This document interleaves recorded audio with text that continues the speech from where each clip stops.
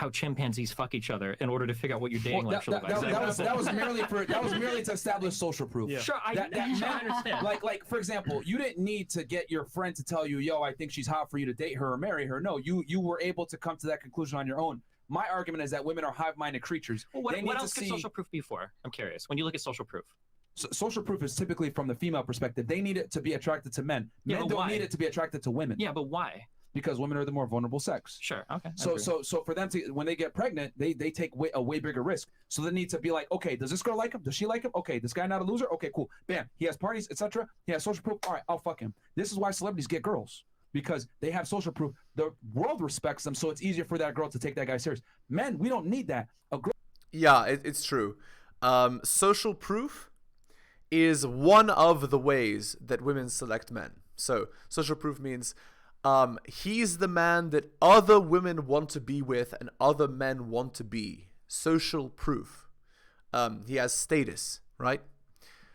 Yeah, and they'll use their own status as a comparator, right? He has to be superior to her in every way, right? Girl can work at McDonald's, be a fucking bum, but she's attractive.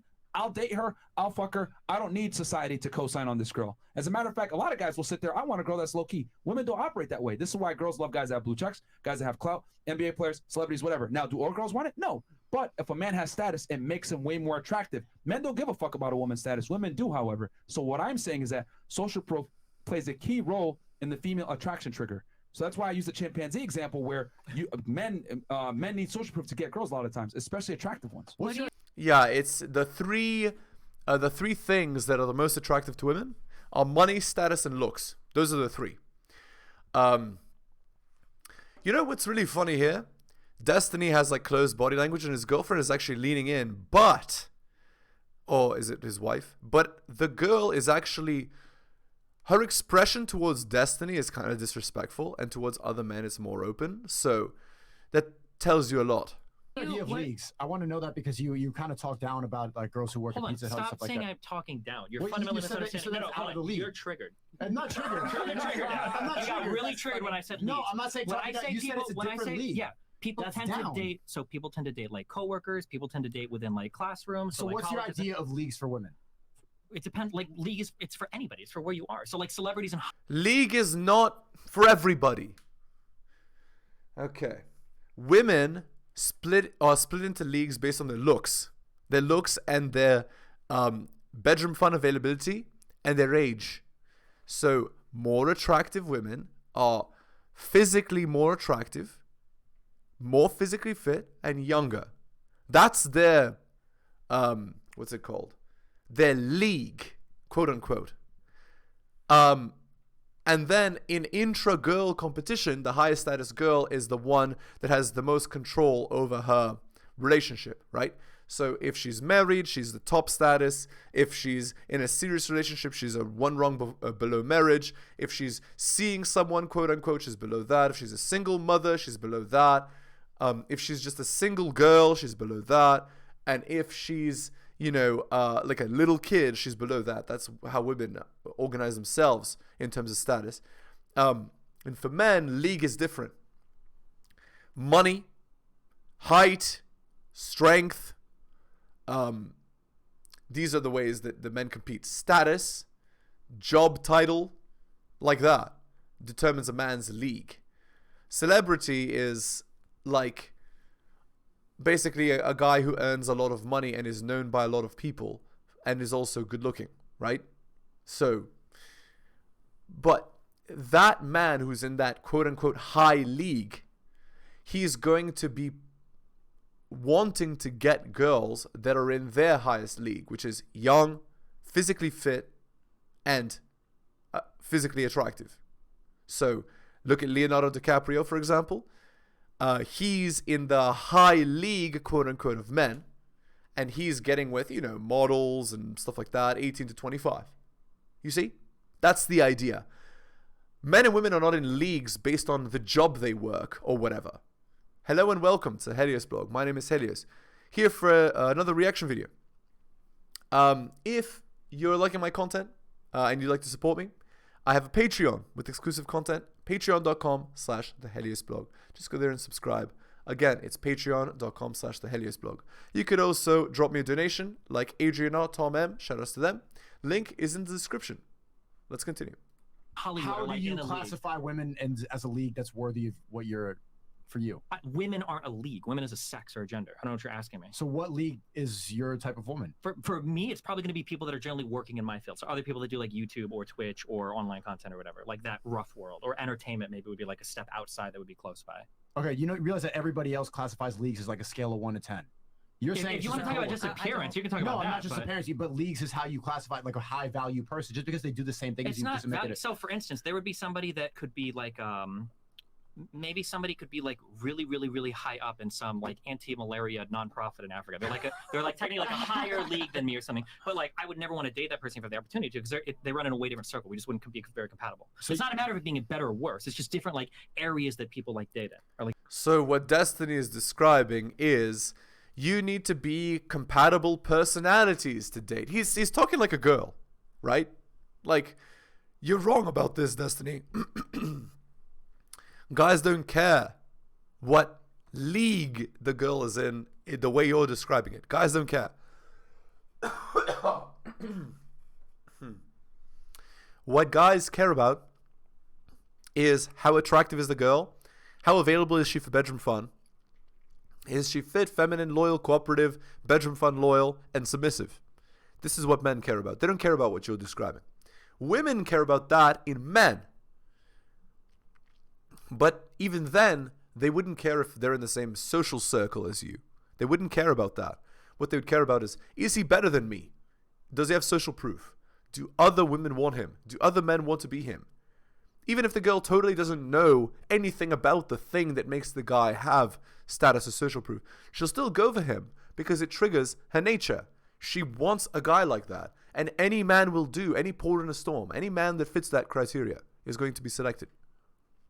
Like different leagues that they date in. So why can you not date somebody that doesn't do the same stuff that you do?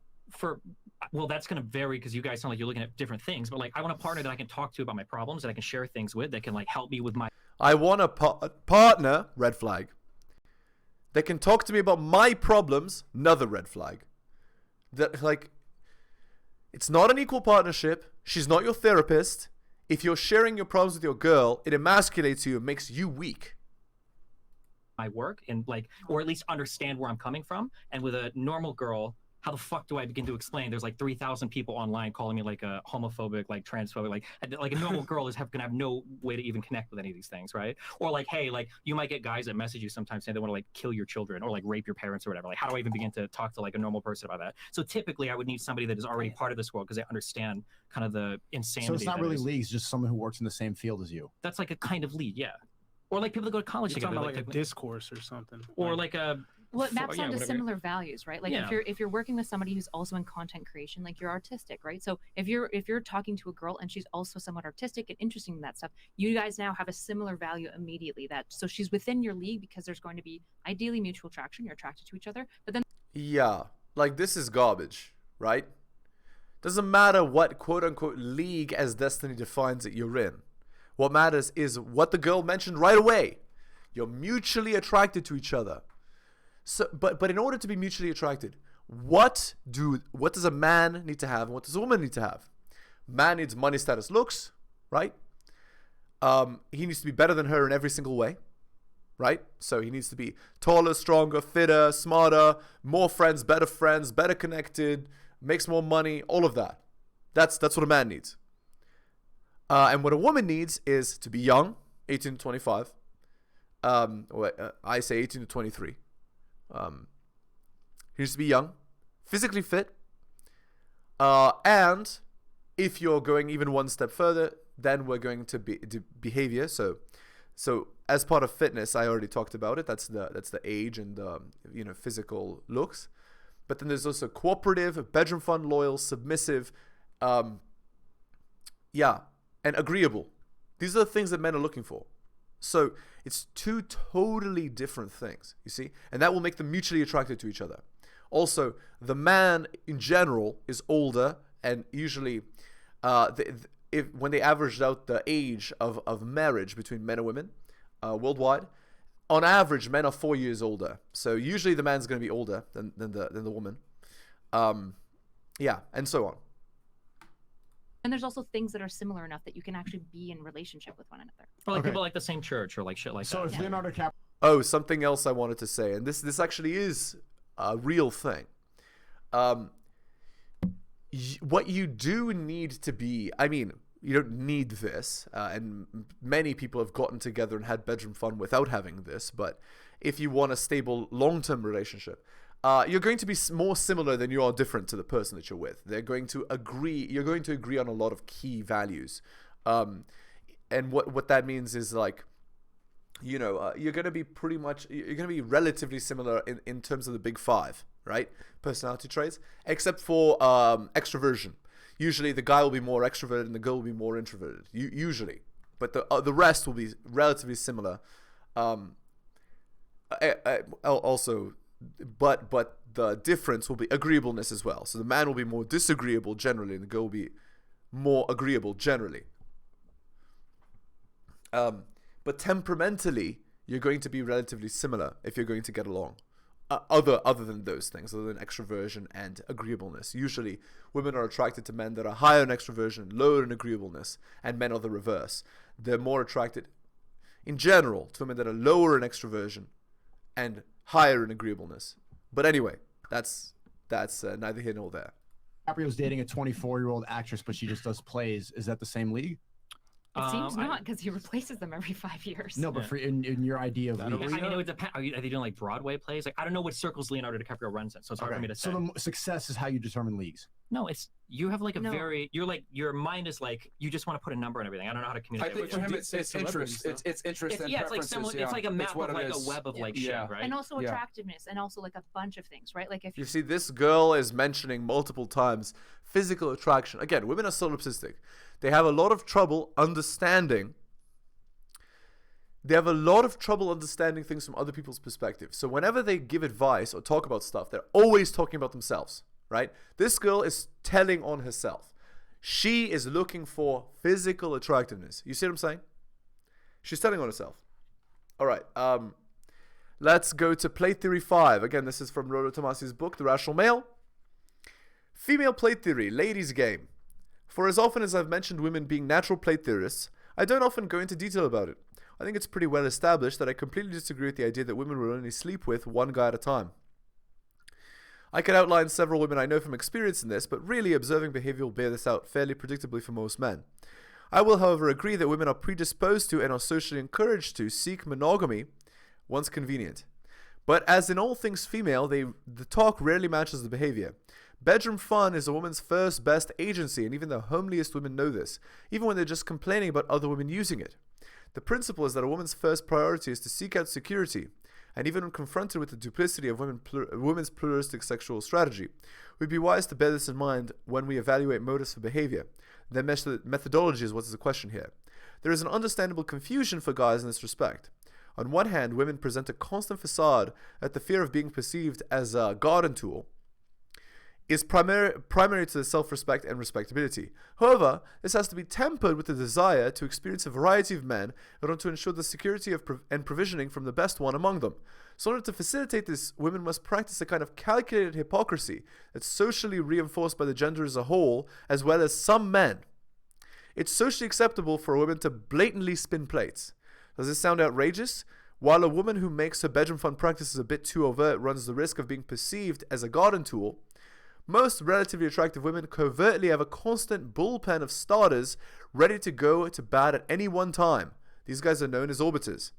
Orbiters are the attention providers, the maybe guys. It makes a little difference in terms of available options, which she chooses at any given time. The very fact that she has 5 or 6 of them pursuing her is enough to boost her sense of self-worth, her social status within her same gender peers, and give her the confidence to drop any one of her plates at a moment's notice for any reason, knowing that 2 or 3 more guys or 20 more on Facebook stand ready to take his place, no questions asked, and prepared rationalizations are at the ready. Furthermore, this practice is socially reinforced by women doing the same thing, and the social conventions constructed to excuse the behavior. It's the unspoken rule of a woman's prerogative. She can always change her mind.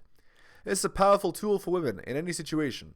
If a woman doesn't choose to be bedroom fun interested, it's necessarily forced.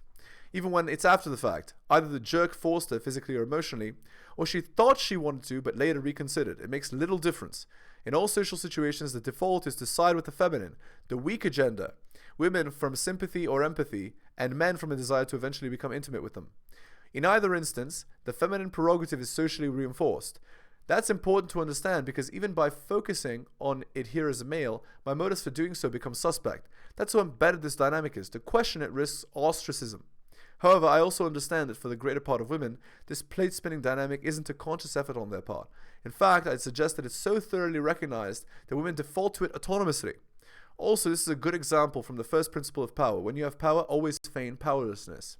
Free reign. So the firm understanding that their behaviors will for the most part be excused, they are free to practice the feminine form of plate theory unhindered by social reprisal. The feminine plate spinning involves much more than bedroom fun though. Remember, attention is the coin of the realm in feminine society. The capacity to command attention determines self-esteem, peer status, bedroom fun selection, and a host of other factors in a woman's life. So spinning plates becomes more than just a which guy am I gonna get with tonight prospect. This dynamic and these factors are what makes women natural plate spinners.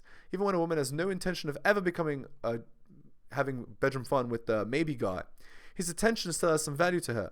It appeals to the long-term perspective for security. It's a continuous subroutine. This is the rudimentary psychology behind hypergamy. Now combine all of this with women's native language, covert communication, and it's natural for a man to assume that a woman will only ever become bedroom fun interested with one guy at a time. This serves the latent purpose of keeping him in a kind of stasis. If he assumes women will only be bedroom fun interested under the precondition of comfort and commitment, she's free to spin plates as she pleases and sample at will what she sees in her hypergamic best interest at the time. If the carrot looks good enough, the guy will patiently pull the card until such a time as another better carrot comes along. Either way, he's in that stasis. If a guy were to see his social and psychological machinations for what they are, he'd never pull the card. So it serves women best to think that men, that commitment should always be required for intimacy, even in the face of their behavior directly contradicting this. Plate wars. Lastly, this social dynamic serves as a very effective weapon for women against each other. Competition anxiety between women is something men can exploit for their own plate spinning. But the reason it's useful against women is because women so rarely use it against each other. For a woman to say another woman is a garden tool translates into an overt betrayal of this unspoken social contrivance. Essentially, she's saying the rules are that women require commitment for bedroom fun. But here's one who will never be worthy of any guy's commitment because she won't play by the rules you suckers think she will. She's tacitly disqualified for a man's commitment and is, at least in the accusing woman's mind, a reduced threat in the feminine competition. She becomes exposed in the same game they're all playing, and in doing so, loses attention and therefore status and personal esteem. It seems petty to guys, but it's really intergender warfare. Think of how many times an exceptionally attractive woman that is completely anonymous to a group of women you happen to be with will berate her based on appearance alone. She must be a tramp if she's dressed like that. These are the same women who will berate a man for basing his estimation of a woman on her outer appearance. This is manifesting feminine competition anxiety. Ask a woman to name the most attractive female actress they can think of.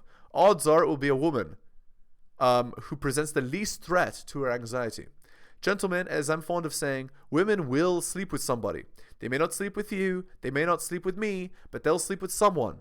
The girl who bangs the hot guy at the foam cannon party within 5 minutes of meeting her is the same girl who wants you to believe that they'll only sleep with one guy at a time and only after commitment. All women are having bedroom fun. You just need to be the right guy at the right time for the job. All right, let's continue with the video. If you're a very attractive person, you're probably going to select a person who's similarly attractive, but that's probably But not. I'm trying to break down all why you you said should that select. us here would not date a girl that works at Pizza Hut. Because I think that if you guys are ultra high value men and you guys are exceptional and you've got to reach to a ton of different Give types me a of lot women, of credit, man. you're a pretty exceptional guy. Just got banned. Bro. You're oh, true. Maybe you're not. You might be losing value. So Yeah. no, I'm just I think- I'm just saying, like, I you're think probably that- not gonna like walk into a Target and be like, oh shit, that chick is like kind of cute. I'm gonna date her. I would say the Right. conclusion But here there's a reason simply- why you go to Targets the are club nice. and not Walgreens But when you're looking for don't girls, right? underestimate, right? Uh-huh. It's not really the job; it's her femininity, how she acts. Yeah.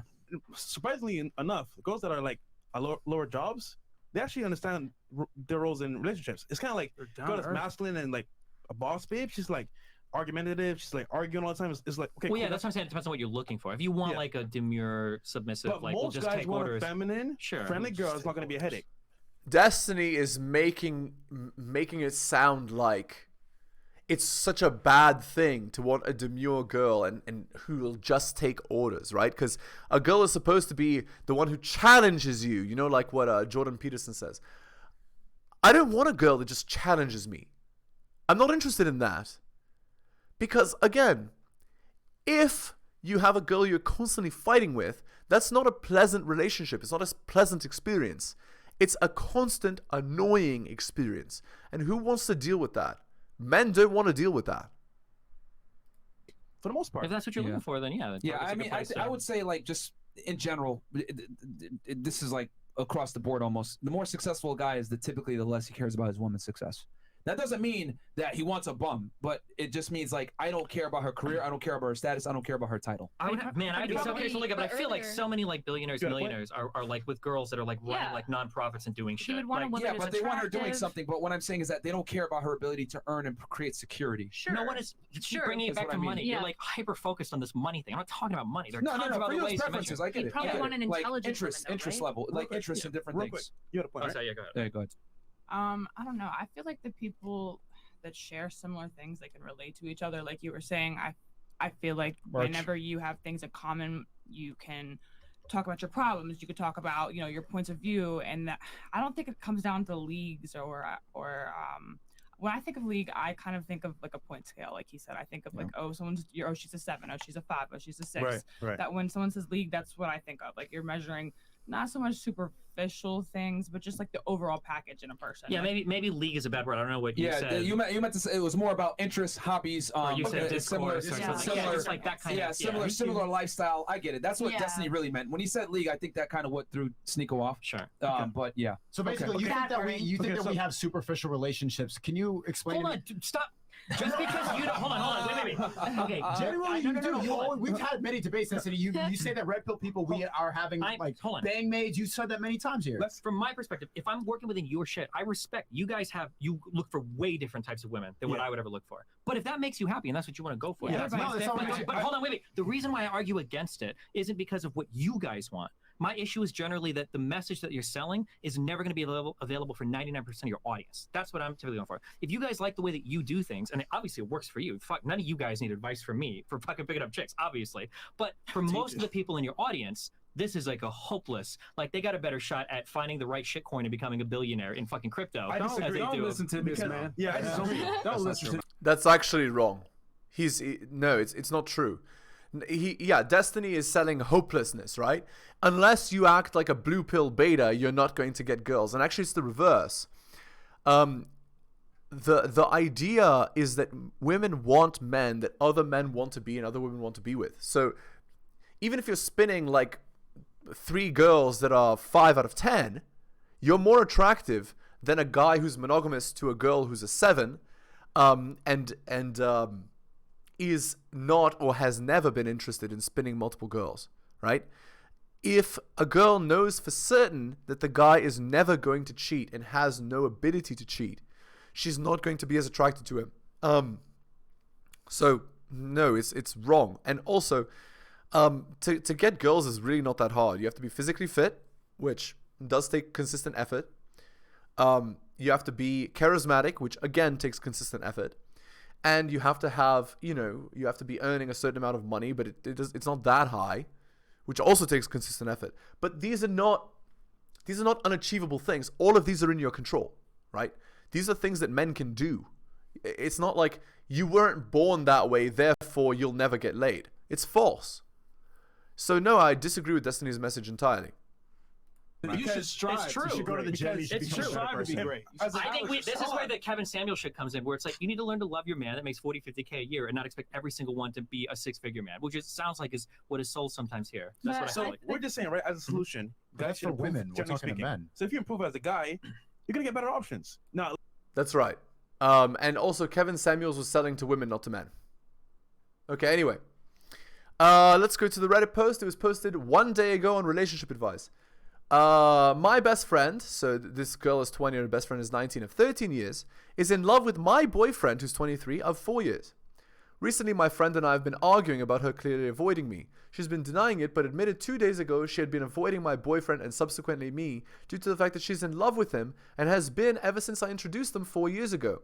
I'm still shocked about it. I never suspected that she had any feelings for him. What should I do? Should I tell her to confess and get it out of her system? Should I tell him? Should I just ignore it? I don't want to lose our friendship over this, and I know she must be in a lot of pain. Any advice would be greatly appreciated. What's funny is that this girl admitting she loves the girl's boyfriend will make her much more attracted to her own boyfriend. Because social proof, right? If another girl loves your guy, it means he's a guy that's worth loving. If he's a guy that's worth loving, then... You see what I'm saying? Okay. 2.8k upvotes. Let your friend step back and have a space. It's what she needs right now. Tell your boyfriend and keep him in the loop. But beyond that, there's nothing that needs to be done as long as she doesn't cross any lines. You can't try to enforce the friendship or make her get over her crush. These are things she needs to sort out on her own. Okay. 1.7k upvotes. Your friend is doing the right thing by distancing herself from you and your boyfriend. You need to accept that. She can't be close to him until she's completely over him. And that won't happen if you insist on keeping her in your orbit. That's that. She needs to be no contact. Yeah, this sounds like a pretty good friend for being honest and not trying to be around him. I had an old friend, I'm pretty sure slept with my ex. He was over at my old house and she walked in. They both looked at each other in shock and she basically ran out of the room. Then this ex messaged me and told me they were hanging out at the bar. Of course, both of them denied it, but my gut was telling me otherwise. So there you go. Alright, we're going to end the video there. If you're new to the channel, liking the content, hit that sub, hit all the notifications. If you'd like to support me, I do have a Patreon with exclusive content, patreon.com/theheliosblog. Just go there and subscribe. Again, it's patreon.com/theheliosblog. You could also drop me a donation like Adrian R or Tom M. Shout outs to them. Link is in the description. Thank you so much, guys, for taking the time out of your busy day to listen to my video, especially if you listen to the end. You guys are wonderful. Take care of yourselves, and I'll see you next time.